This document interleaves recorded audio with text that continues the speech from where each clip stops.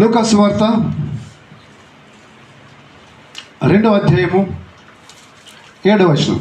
తన తొలిచూలు కుమారుని కని పొత్తిగుడ్డలతో చుట్టి సత్రములో వారికి స్థలము లేనందున ఆయనను పశువుల తొట్టిలో పరుండబెట్టెను.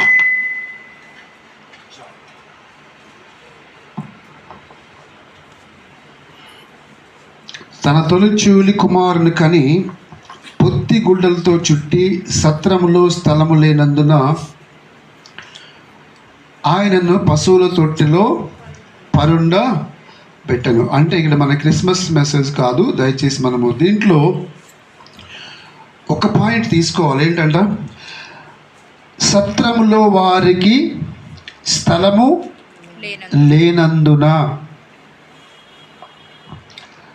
అంటే ఒక చిన్న బాలుడికి, చిన్న పిల్లవాడికి అక్కడ స్థలం లేదా అండి?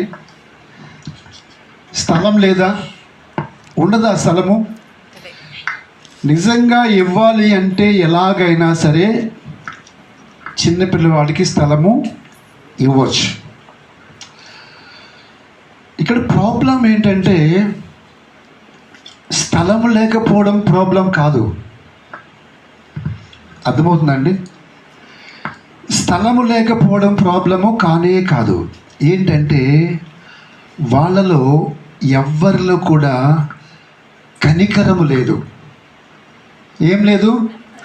కనికరము లేదు, జాలి లేదు, దయ లేదు వాళ్ళలో ఎవ్వరిలో కూడా. అయ్యో, ఒక బిడ్డతో వచ్చింది, ఎట్లా పడుకుంటుంది, ఎక్కడ పడుకుంటుంది, ఎలా ఉంటుంది అని వారెవ్వరిలో కూడా ఏం లేదు, కనికరం అనేది కొంచెం కూడా వారిలో లేనే లేదు. అయితే యేసు ప్రభు వారు పుట్టినప్పుడు అక్కడ కొంచెం కూడా స్థలము లేదు, ఇవ్వలేదు. ఇది గుర్తుపెట్టుకోండి, ఓకే? యేసు ప్రభు వారు పుట్టినప్పుడు అక్కడ స్థలము లేదు, ఇవ్వలేదు. అయితే యోహాను సువార్తకు వద్దాం. 14వ అధ్యాయము 2వ వచనం. నా తండ్రి ఇంట అనేక నివాసములు కలవు లేని ఎడల మీతో చెప్పుదును మీకు స్థలము సిద్ధపరచ వెళ్ళుచున్నాను. దేవునికి స్తోత్రం. మీకు స్థలము సిద్ధపరచ వెళ్ళుచున్నాను. నా తండ్రి ఇంట్లో ఏమున్నాయంట? అనేక నివాసాలు ఉన్నాయి. మీకు స్థలము సిద్ధపరచడానికి నేను వెళ్తున్నా. ఆయన వెళ్ళిపోయే ముందు ఇచ్చినటువంటి స్టేట్మెంట్ ఇది. అర్థమవుతుందండి? ఆయన ఈ భూమిని విడిచి వెళ్ళిపోయే ముందు ఇచ్చినటువంటి స్టేట్మెంట్ ఏంటంటే, నా తండ్రి ఇంట అనేకమైన నివాసములు ఉన్నాయి, అక్కడ మీ కొరకు నేను స్థలము సిద్ధపరచ వెలుచున్నాను. పుట్టినప్పుడు ఆయనకి ఎవ్వరు కూడా స్థలము ఇచ్చారా? ఎవ్వరు కూడా ఆయనకి స్థలము ఇవ్వలేదు. యేసు ప్రభు వారు ఏమంటున్నారు? నా తండ్రి ఇంట అనేకమైన నివాసములు కలవు. మరి ఆయన పుట్టినప్పుడు అక్కడున్న వారికి ఎవరికి తండ్రి లేడా? ఏమో, అక్కడ సత్రంలో ఉన్న వారికి ఎవరికి తండ్రి లేడా? అక్క లేడా? అన్న లేడా? తమ్ముడు లేడా? చెల్లి లేడా? ఉండి ఉంటారా? ఉండరా? 100% ఉండి ఉంటారు. అందులో ఎవరైనా సరేనమ్మా, ఇక్కడ స్థలం లేదు కదా, మా తండ్రి ఇంట్లో ఉంది రా అని అన్నారా? కానీ యేసు ప్రభు వారు ఎందుకండి, నా తండ్రి ఇంటికి అనేకమైన నివాసాలు ఉన్నాయి, అక్కడ ఏమి సిద్ధపరుస్తా అంటున్నాడు? స్థలము. ఇక్కడ గమనించాల్సిన విషయం ఏంటంటే, అక్కడ స్థలము సిద్ధపరచడం ఎవరి కొరకు అంటే పాపుల కొరకు. అర్థమవుతుందండి? ఎవరి కొరకు? పాపుల కొరకు. ఇప్పుడు ఇందాక సిస్టర్ చెప్పారు కదా, భూమి మీద ఏ ఒక్కడు కూడా నీతిమంతుడు లేడు, ఒక్కడు లేడని బైబిల్ చెప్తా. మరి నీతిమంతుడు లేడు, ఒక్కడు లేడు కదా, వారి కొరకు ఆయన పరలోకంలో స్థలము సిద్ధపరుస్తున్నాడు. కనీసం ఆయన భూమి మీదకి వస్తే భూమి మీద స్థలం ఇవ్వలేకపోయాం. భూమి మీద మనం స్థలం ఇవ్వలేకపోయాము, పరలోకంలో మనకి ఆయన స్థలము సిద్ధపరుస్తున్నాడు. ఏ ల్యాండ్ వాల్యూ అంటారు చెప్పండి అమ్మా? ఏ స్థలం వాల్యూ అంటారు చెప్పండి? ఎక్కడిది వాల్యూ? ఇప్పుడు చిక్కడపల్లిది రేట్ ఎక్కువ, కుక్కడపల్లిది రేట్ ఎక్కువ, జూబ్లీస్, బంజారా హిల్స్, కొత్తపేట రేట్ ఎక్కువ. అవునా కదా? అవునా? పోనీ ఈ లోకంలో ఇంత తేడా ఉంది. సో భూమి మీద స్థలమే చాలా తక్కువ మామూలుగా పరలోకంతో పోలిస్తే. భూమి మీద ఆయనకి స్థలం ఏమి లేదు. పరలోకంలో పాపులను తన రక్తము ద్వారా కడిగి పరిశుద్ధపరిచి పరలోకములో మన కొరకు ఆయన సిద్ధపరుస్తున్నాడు. దేవుని స్తోత్రం. దీంట్లో ఏముందంటే కనికరము. చెప్పండి, ఏముంది? కనికరం ఉంది. ఈ కనికరం లేదనుకో, కనికరం ఉంటే ఎలాగోలాగా ఏం చేస్తావంటే, నువ్వు మా అన్న ఇంటి దగ్గర ఉండి రండి, మా తమ్ముడి ఇంటికాడ ఉండి దగ్గర రండి, ఎవరొకరి దగ్గర ఏం చేస్తామంటే మనం ఏం చేస్తాము? స్థలము సిద్ధపరుస్తాం. ఇప్పుడు ఊరు నుంచి చుట్టాలు వచ్చారనుకోండి, ఆ చుట్టాలు, బంధువులు, లేకుంటే ఆ స్నేహితులు, నీకు బాగా ప్రియమైన వాళ్ళు, ఎవరు? నీకు బాగా ప్రియమైన వాళ్ళు. ఏం చేస్తావు? ప్లేస్ లేదంటావా? స్థలం లేదంటావా? ఏం కాదక్క, ఎలాగోలాగా మనం విరికించుకుని అడ్జస్ట్ అయిపోదాం, ఎలాగోలాగా తమ్ముడు మనం అడ్జస్ట్ అయిపోదాం అంట. మనమా? మెసేజ్ చెప్తావా? టైం ఉంది ఇంకా. దేవునికి స్తోత్రం, హల్లెలూయా. అర్థమవుతుందండి? ఎలాగోలాగా ఏం చేస్తాము? ఇరికించిపోతాం. ఎందుకు? ఆ వ్యక్తి మీద నీకు ప్రేమ ఉంది కాబట్టి. ప్రేమ ఉంది కాబట్టి ఏం చేస్తావు అంటే, నీ దగ్గర ఉన్నా లేకపోయినా సరే నువ్వేం చేస్తావు?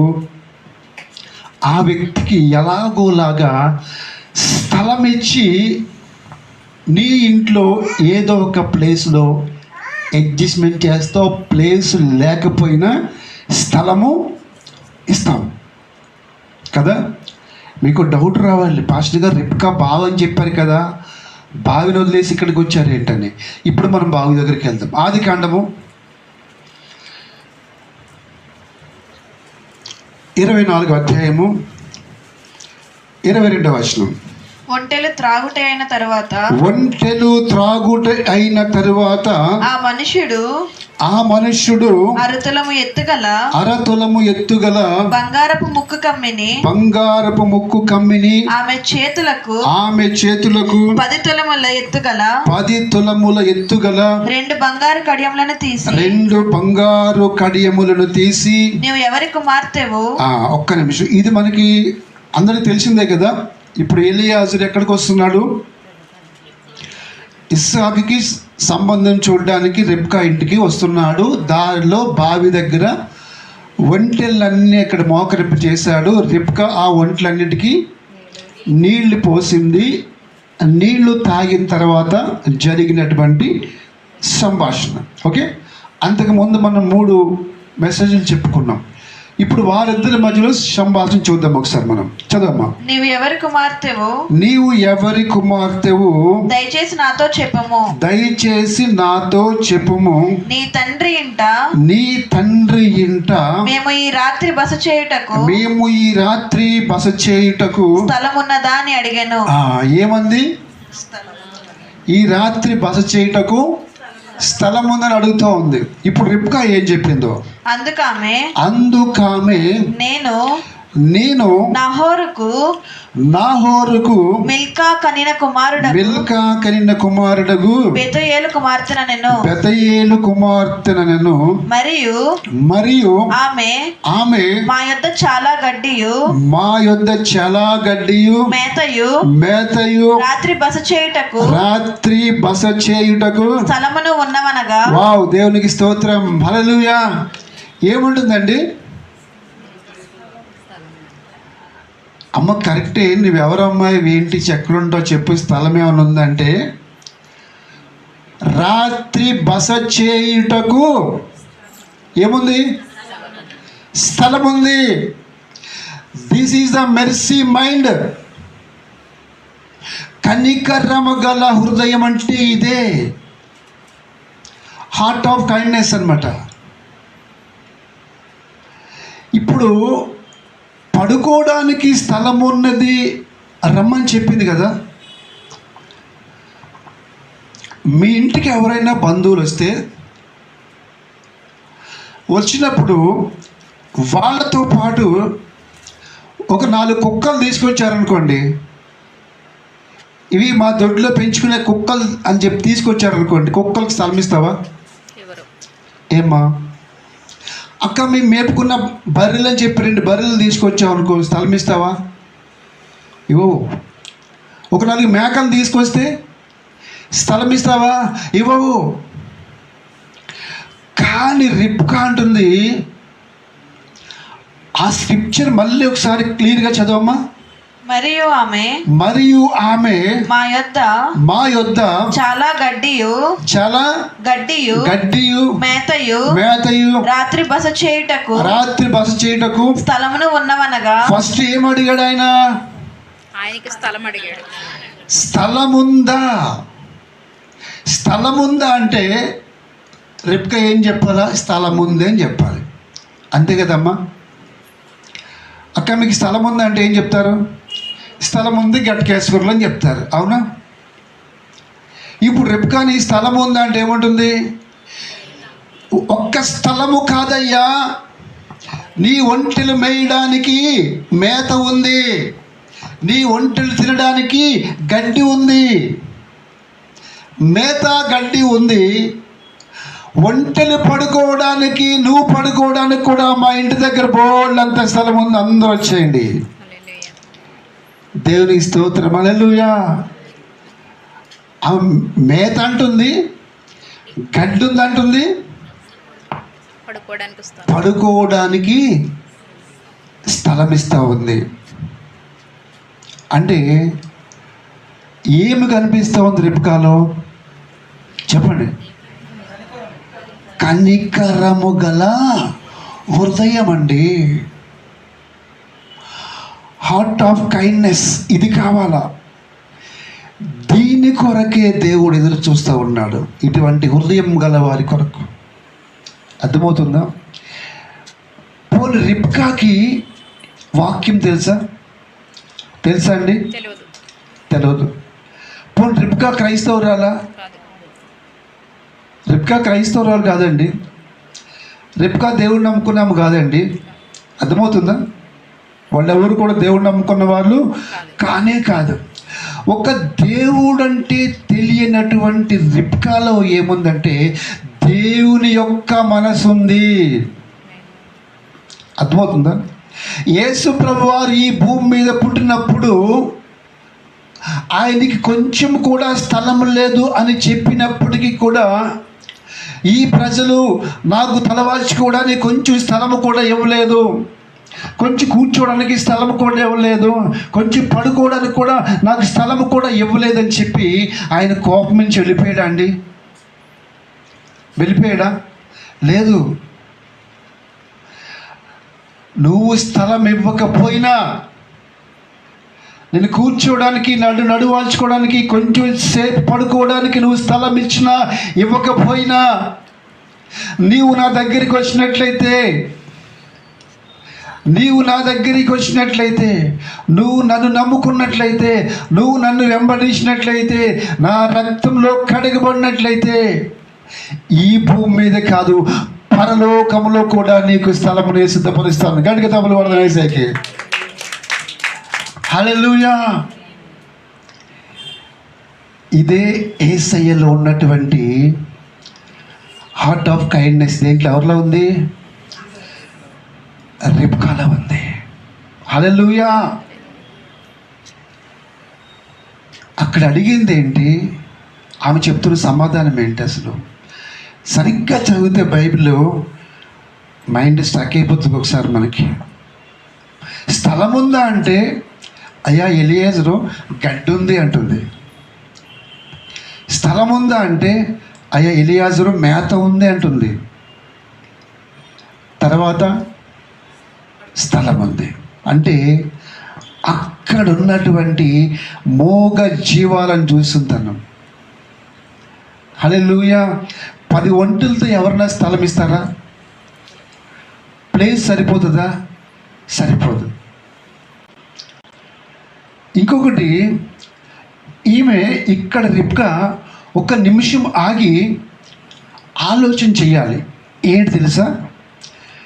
ఇక్కడే ఉండి ఎలియాజరు, ఆమె ఎందుకు వచ్చింది? నీళ్లు తీసుకెళ్ళడానికి వచ్చింది కదా. ఎలియాజరు ఇక్కడే ఉండు అని నేను గబగబా ఈ నీళ్ళు బింది తీసుకుని ఇంటికి వెళ్ళి మా నాన్న అడుగుతా. ఈ నీళ్ళు బింది తీసుకుని ఈ బిందె నీళ్ళు అక్కడ మా డ్రమ్లో పోసేసి మా మమ్మీని అడుగుతా. మా అన్న ఏమంటాడో, అమ్మ ఇన్ని వంటలు ఇవన్నీ ముక్కు మొహం తెలియని వాడిని తీసుకొచ్చి పెట్టావా, నన్ను తిడతారేమో. ఎందుకైనా మంచిది ఎలియాజరు ఇక్కడే ఉండు, ఈ బిందె నీళ్ళు తీసుకెళ్ళి ఇంటికి వెళ్ళి మా అన్నని అడిగి వస్తా. అన్నదా అండి? అనలేదు. ఏమంటుంది? ఎస్, నీ 10 ఒంటెలకి మేత ఉంది, 10 ఒంటెలకి గడ్డి ఉంది, మీకు స్థలం ఉంది. ఒక మాట గుర్తు రావాలి మీకు. ఏం తెలుసా? సిలువ మీద దొంగతో ఏం చెప్పాడు యేసుప్రభు వారు? నేడు నీవు నాతో పరదైసులో ఉందువు. రిబ్కా గురించి చదువుతుంటే ఒళ్ళు అంతా జలరించిపోతుంటుంది నాకు.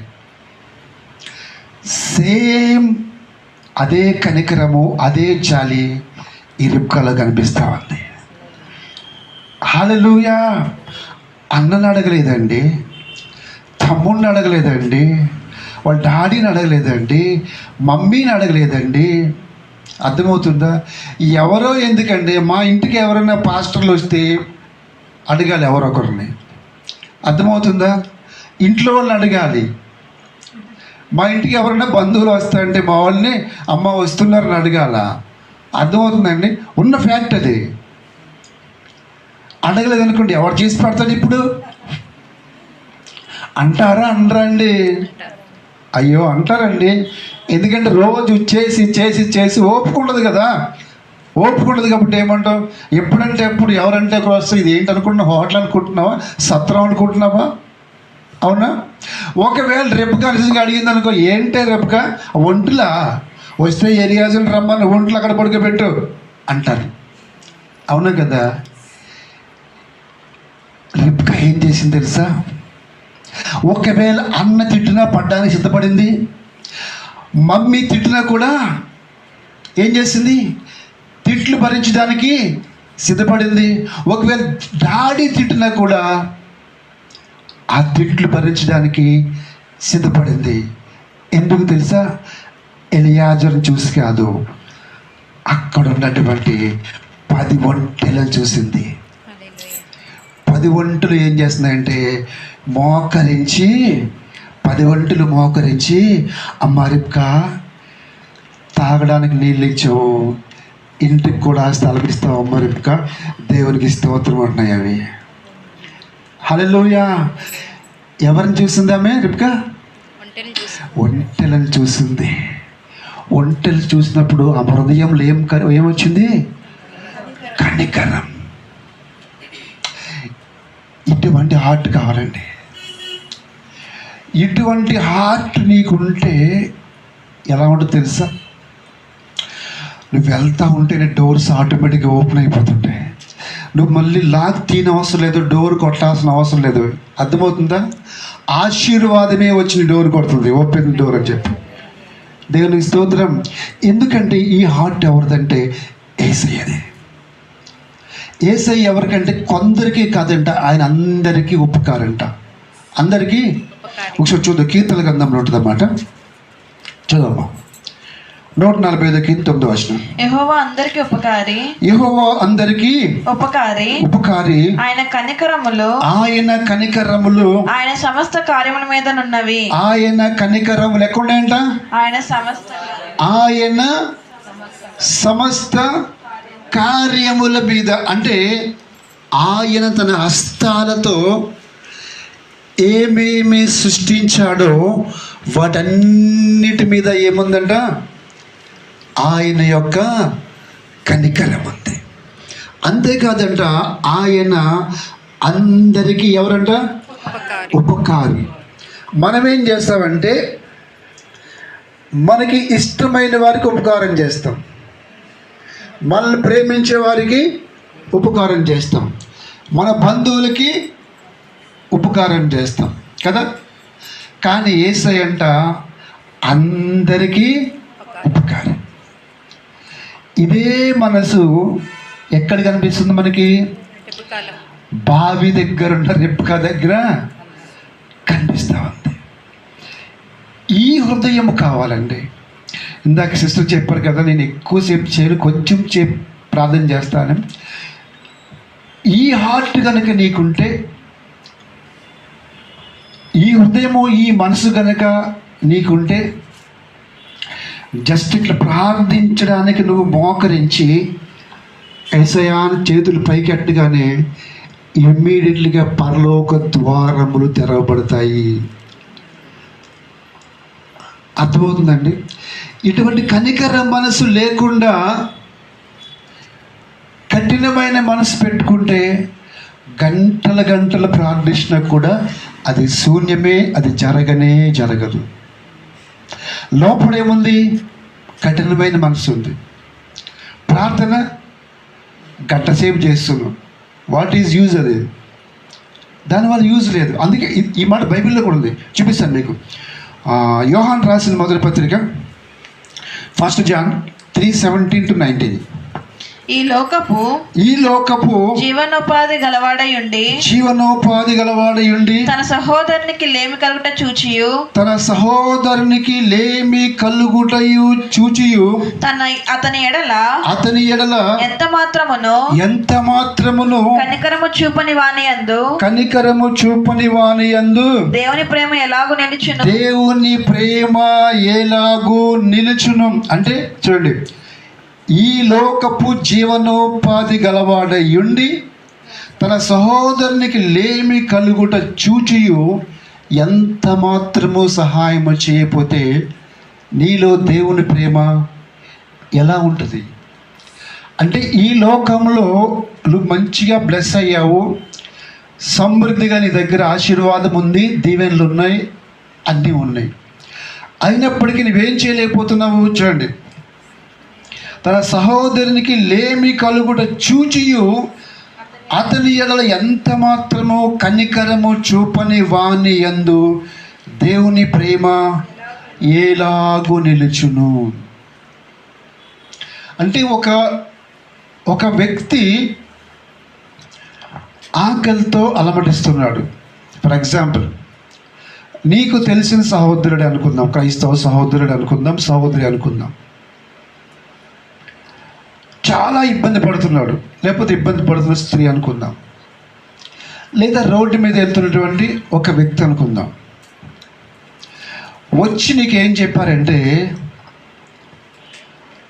ఆకలి అవుతుంది, భోజనం చేయలేదు, 2 రోజులు అయిందని చెప్పారు. ఏం చెప్పారు? ఆకలి అవుతుంది, 2 రోజులు అయింది, భోజనం చేయలేదని చెప్పారు. నువ్వు అప్పుడు దగ్గరికి వెళ్ళి, అవునా భోజనం చేయలేదా, సరే నీకోసం ప్రార్థన చేస్తా అని నెత్తి మీద చేయి పెట్టి ప్రార్థన చేస్తావు. అర్థమవుతుందా? నీకోసం నేను ప్రార్థన చేస్తానని నెత్తి మీద పెట్టి చేయి పెట్టి ప్రార్థన చేస్తావు. ప్రార్థన చేస్తే కడుపు నిండుతుందా? నిండదు. ఏమ్మా? నిండదు. ప్రార్థన చేస్తే కడుపు నిండుతుందా?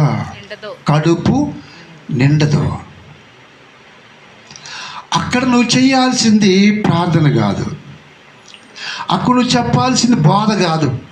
దేవుడు చెప్పాడు, అడుగుడి మీకు ఇవ్వబడును, ఆయన అడుగు. అక్కడ నువ్వు చెప్పాల్సింది వాక్యము కాదు. రెబ్కా చెప్పింది అక్కడ వాక్యము.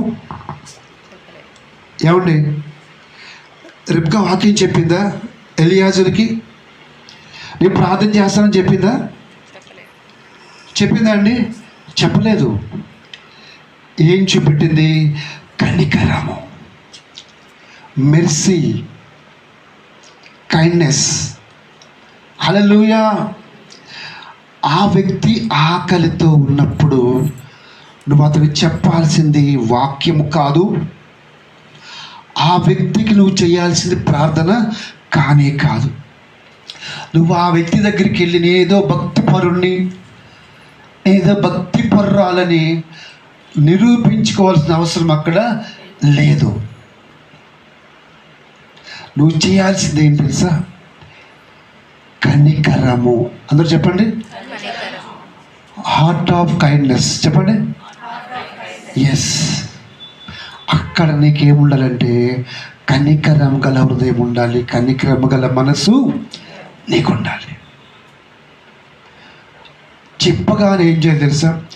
అయ్యో టిఫిన్ చేయలేదా, ఎన్ని రోజులు అయింది చేయక, 3 days అయిందా, 4 days అయిందా, సరే ఉండని చెప్పి ఏదో తీసుకొచ్చి అతని చేతిలో పెట్టకూడదు.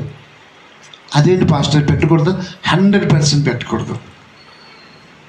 అర్థమవుతుందండి? 3 రోజులు అయిందా, 4 రోజులు అయిందా నీకు తినక? ఏం అడగాలి తెలుసా? ఏం తింటావు? ఏం తింటావు నువ్వు? నీకు ఇడ్లీ అనుకో, ఇడ్లీ తీసుకొచ్చి పెట్టక. అర్థమవుతుందండి? నీకు దోశ ఇష్టం అనుకోండి, దోశ తీసుకొచ్చి ఆయనకి పెట్టక. నీకేమిష్టం? ఏం తింటావు నువ్వు? టిఫిన్ చేస్తావా? టిఫిన్ ఏం తింటావు? దోశ తింటావా, ఇడ్లీ తింటావా, వడ తింటావా, పూరి తింటావా? ఆయన పూరి తింటా అంటాడు. ఎస్ రా అని చెప్పి దగ్గరుండి హోటల్ తీసుకెళ్ళి అక్కడ కూర్చోబెట్టి పూరి ఆర్డర్ ఇచ్చి 1 plate తింటావా, 2 plate తింటావా? పెట్టు. 1 plate 2 plate తిన్న తర్వాత అమ్మ చాలా అంటాడు చూడు, అదే నీకు బ్లెస్సింగ్. స్తోత్రం నాయన, స్తుతి స్తుతి స్తుతి స్తుతి స్తోత్రం. జేబులోంచి రూపాయి తీయడం ఎంతో ఆత్రం. హల్లెలూయా. ఎప్పుడైతే ఇటువంటి మనస్సు కలిగి ఉంటావో డోర్స్ ఎట్లా అంటే అట్లా ఓపెన్ అవుతుంది నీకు. అర్థమవుతుందండి? ఎప్పుడైనా గుర్తుపెట్టుకో, ప్రతి మంచి పని కూడా పరలోకంలో ఉన్నటువంటి దూతలను మన పనిలో యాక్టివేట్ చేస్తాయంట. Every good thing. యేసయ్యలో ఉన్నటువంటి కనికరము, జాలి, దయ, ఇంకేదైనా కావచ్చు, మేలు చేసే గుణము కానీ ఏదైనా సరే అక్కడ నువ్వు యాక్టివేట్ చేసినప్పుడు, ఆ క్రియ చూపించినప్పుడు పరలోకములో ఉన్నటువంటి దూతలు నీ పని మీద యాక్టివేట్ అవుతాయి. ఇప్పుడు పరలోకంలో దూతలు యాక్టివేట్ అవ్వాలంటే ఎవరి చేతిలో ఉంది? ఎస్, మన చేతిలో ఉంది. ప్రతి గుడ్ థింగ్ కూడా దూతలకి పని చెప్పిన వారం అవుతాం మనం. అంతేకాదు ప్రతి బ్యాడ్ థింగ్ కూడా ఈవిల్స్ ఏం చేస్తాయి? అవి యాక్టివేట్ అవుతాయి. అర్థమవుతుందండి? సో కాబట్టి నీ కార్యాలన్నీ జరిగిపోవాలి, నీ ప్రతి ఆటంకము తొలగిపోవాలి, దేవుడు నీ పట్ల విస్తారమైన ఆశీర్వాదాలు దీవెనలు కుమ్మరించాలి అంటే నీకు ఏముండాలంటే బావి దగ్గర రిబ్కాకున్న హృదయం ఉండాలి. ఏముండాలి? మీ పక్కోలికి చేయకండి, చెప్పండి అక్క నీకు, చెప్పండి మీ పక్కోలికి చేయకండి, చెప్పండి అక్క నీకు బావి దగ్గర రిబ్కాకున్న హృదయము ఉండాలి. అర్థమవుతుందండి? నిజంగా ఈ రిబ్కా మెసేజ్ దయచేసి లాస్ట్ మెసేజ్ ఎవ్వరు మిస్ కాకండి. మైండ్ బ్లోయింగ్ మెసేజ్ ఉంటుంది అనమాట. అసలు మీరు ఎక్స్పెక్ట్ చేయరు, ఎప్పుడు వినరు కూడా. అది పాస్ట్ గారు ఊరించేస్తున్నా, తొందరగా చెప్పమంటారా? ఇంకా రిబ్కా ఇంటికి వెళ్తాము. నెక్స్ట్ వీక్ మనము రిబ్కా ఇంటికి వెళ్తాం. రిబ్కా ఇంటి దగ్గర కూడా మనకి చాలా మెసేజ్ ఉంటుంది. అసలు ఈ అధ్యాయం అంతా కూడా దాదాపు 1 year 2 years చెప్పాలందు నాకు. దేవునికి స్తోత్రం. ఎందుకంటే దేవుడు అనేక విషయాలు దీంట్లో నుంచి రివీల్ చేస్తున్నాడు. చదువు మీదే వర్షం కంటిన్యూషన్గా. ఈ లోకపు జీవనోపాధి గలవాడై ఉండి 18 నుంచి చిన్నపిల్లలారా మాటతోను నాలుగుతోను కాక క్రియతోను సత్యముతోను ప్రేమింతుము. దేవునికి స్తోత్రం. ఎలాగంట? మాటతోను. చాలా మంది మాటతో ప్రేమిస్తారు కదా. అయ్యో భోంచేయలేదా, అయ్యయ్యో లేరా అండి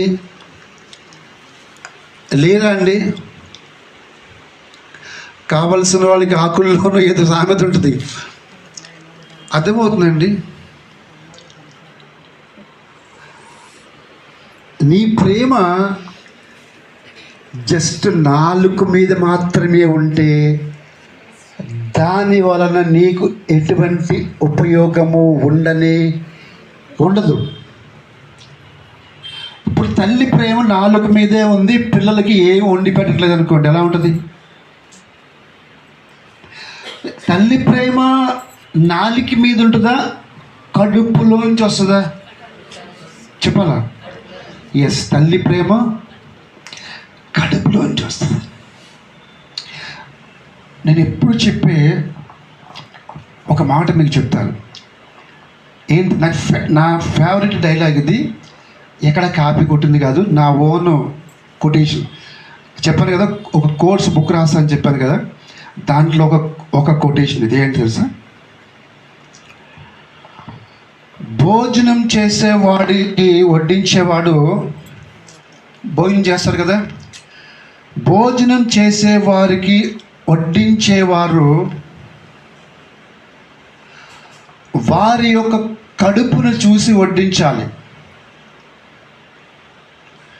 భోజనం వడ్డించేవారు అతని యొక్క కడుపును చూసి వడ్డించాలి. ఇంకోటి, భోజనం వడ్డించేవాడు ఆ వడ్డించేవాడికి ఆ కూర్చున్నవాడు వాడు నా బిడ్డ అనుకోవాలి. అక్కడ ఎవరికి పెడుతున్నాను నేను? నా బిడ్డకి నేను పెడుతున్నాను, నా కొడుకుకి నేను పెడుతున్నాను. ఈ హార్ట్ ఉండాలా, ఈ హృదయం ఉండాలా. ఇటువంటి కనికరం ఉంటేనే నువ్వేం చేస్తావంటే లోపల నుంచి మంచి మంచి జాయింట్లన్నీ తీసుకొచ్చి అక్కడ వేయగలుగుతావు. అర్థమవుతుందా? ఈ హార్ట్ లేదనుకో, గరిట్లో గిన్నె తిప్పుతావు కానీ మొక్క రాదు, తిప్పుతావు కానీ మొక్క రాదు. అంతా షేర్ వస్తుంది, ఆ పులుసు వస్తుంది, చిన్న పీసులే వస్తాయి. అర్థమవుతుందా? భోజనం పంక్తిలో కూర్చున్నప్పుడు వీడికి ఒకలాగా వాడికి ఒకలాగా నువ్వు వడ్డించావనుకో, నీలో ఏం లేదంటే తల్లి మనసు లేదు. నీకేం లేదు? తల్లి మనసు లేదు, కనికరం అసలే లేదు. వడ్డించేటప్పుడు అర్థమవుతుందా? వడ్డించేటప్పుడు ముఖము చూసి వడ్డించకు. ఏం చూడాలా? కడుపు చూసి వడ్డించాలి. ఇది ఎక్కడుంది తెలుసా? బైబిల్లో బావి దగ్గరే ఉంది. రిబ్కా ఏం చూసిందంటే ఒంటెల కడుపు చూసింది. ఎలియాజరు అంటున్నాడు, అమ్మ స్థలం ఉందా అంటే స్థలము కదయ్యా, గడ్డి ఉందయ్యా, మేత ఉందయ్యా అంటే రిబ్కా ఏం చూసింది? ఒంటెల కడుపు చూసింది. క్యామెల్స్ యొక్క కడుపు చూసింది, ఒంటెల కడుపు చూసింది ఆమె. ఇది ఎవరి మనసు తెలుసా? యేసయ్య మనసు. దేవునికి స్తోత్రం. ఆశీర్వాదాలు ఊరికే రావండి, బ్లెస్సింగ్స్ ఏమి ఊరికే రావు. అర్థమవుతుందా? ఇటువంటి హృదయము, ఇటువంటి మనసు కలిగి గనక మనం ఉంటే ఎక్కడికి వెళ్ళినప్పటికీ కూడా విజయం నీదే. అర్థమవుతుందా? ఈ హార్ట్ నువ్వు కలిగి ఉంటే నువ్వు గంటలు ప్రార్థన చేయని అవసరం లేదు. ఓ 40 రోజులు పాజిటివ్ ప్రైస్ నువ్వు దొల్లేని అవసరం లేదు. జస్ట్ ఇట్లా నువ్వు మోకరించి దేవా యేసయ్యా అంటే చెప్పు బిడ్డ అంటాడు ఆయన. ఇంకో విషయం తెలుసా? ఆయన ప్రతి మనిషిలో నుంచి కోరుకునేది ఏంటి తెలుసా? ఒకసారి చూద్దాం. హోషేయ గ్రంథము హోషేయ 6:6. నేను బలిని కోరను గాని కనికరమునే కోరుచున్నాను. ఎస్, ఏం కోరుతానంట? కనికరమునే నేను బలిని కోరను గాని కనికరమునే కోరుచున్నాను. దహన బలుల కంటే దేవుని గూర్చిన జ్ఞానము నాకు ఇష్టమైనది. దేవుడికి ఏది ఇష్టమంట? దేవుని గూర్చిన జ్ఞానము. అంతేకాదు, ఆయన ఏం కోరుతున్నాడంట? బలి కోరడం లేదు. నువ్వు మేకల్ని గొర్రెల్ని తీసుకొచ్చి ఆయనకి బలి ఇవ్వాల్సిన అవసరము లేదు. ఆయన నీ నుంచి, నా నుంచి, మనందరి నుంచి ఎక్స్పెక్ట్ చేసేది ఏంటంటే కనికరము, మెర్సీ హార్ట్ ఆఫ్ కైండ్నెస్. అది కావాలని ఎక్స్పెక్ట్ చేస్తున్నాడు. అందుకే ఒక అద్భుతమైన మాట ఉంటుంది. ఇది ఒకటి చెప్పుకొని మనం ప్రార్థన చేసుకుందాం. లోక సువార్త 6:36. కాబట్టి మీ తండ్రి కనికరము గలవాడై ఉన్నట్టు మీరును కనికరము గలవారై యుండిడి. అంటే ఆయన ఎలా ఉండమంటున్నాడంటే జస్ట్ లైక్ జీసస్ అన్నమాట. చెప్పండి, జస్ట్ లైక్ జీసస్. ఎలా ఉండమంటున్నాడు? బిడ్డ నువ్వు నాలాగుండు, దట్స్ ఇట్, అంతే. నువ్వు ఎవరిలాగో ఉండాల్సిన అవసరం లేదు బిడ్డ, జస్ట్ లైక్ నాలాగుండు, దట్స్ ఇట్, అదే నాకు చాలు. దేవుడు అదే కోరుకుంటున్నాడు. అలా ఉందా మరి? ఈ రోజు నుంచి అలాగుంటాను. మీ కుడి హస్తం పైకెత్తండి. ఈ రోజు నుంచి మనం అందరము అలాగే ఉందము గాక. ఆమెను ప్రార్థన చేసుకుందాము, కళ్ళు మూసుకుందాం. దేవానికి స్తోత్రంలో అయినా మనిషిని వర్తమానం బట్టి మీకు వందనాలు, స్తోత్రాలు తండ్రి. అయ్యా కనికరంని కోరుకున్నాను, బలిని కోరడం లేదని చెప్పు. అయ్యా మేము కూడా అట్రీతిగా కనికరము కలిగి ఎప్పుడు కూడా ప్రభా కఠినమైనటువంటి మనసు మాకు లేకుండా మీకున్నటువంటి కనికరము గల మనసు దయచేయమని, రిబ్కా ఏ విధంగా కనికరము చూపించిందో అదే రీతిగా మేము కూడా కనికరమును చూపించే మనసు మాకు దయచేయమని యేసు పరిశుద్ధ నామములో అడుగుచున్నాను పరమ తండ్రి. ఆమేన్, ఆమేన్, ఆమేన్.